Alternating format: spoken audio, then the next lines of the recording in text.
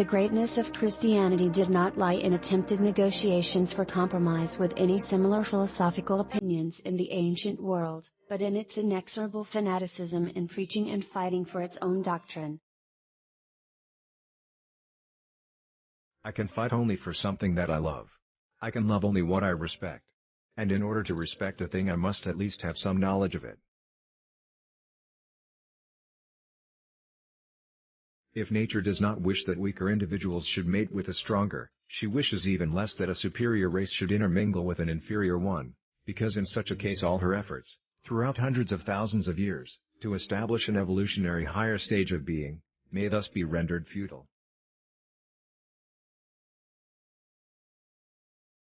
German youth, do not forget that you are a German.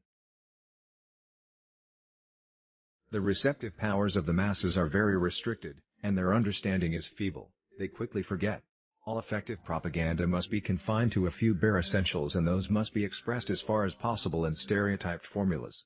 These slogans should be persistently repeated until the very last individual has come to grasp the idea that has been put forward. If any violence which does not spring from a spiritual base, will be wavering and uncertain. It lacks the stability which can only rest in a fanatical outlook.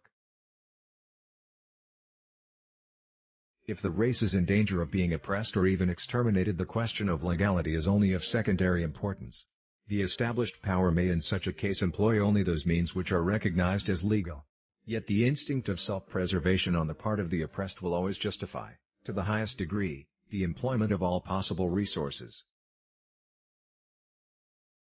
It is more difficult to undermine faith than knowledge. Love succumbs to change less than to respect. Hatred is more durable than aversion, and at all times the driving force of the most important changes in this world has been found less in a scientific knowledge animating the masses, but rather in a fanaticism dominating them and in a hysteria which drove them forward.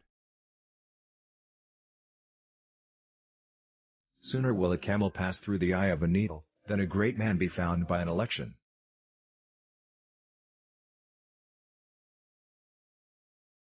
Here he stops at nothing, and in his vileness he becomes so gigantic that no one need be surprised if among our people the personification of the devil as the symbol of all evil assumes the living shape of the Jew. The ignorance of the broad masses about the inner nature of the Jew, the lack of instinct and narrow-mindedness of our upper classes, make the people an easy victim for this Jewish campaign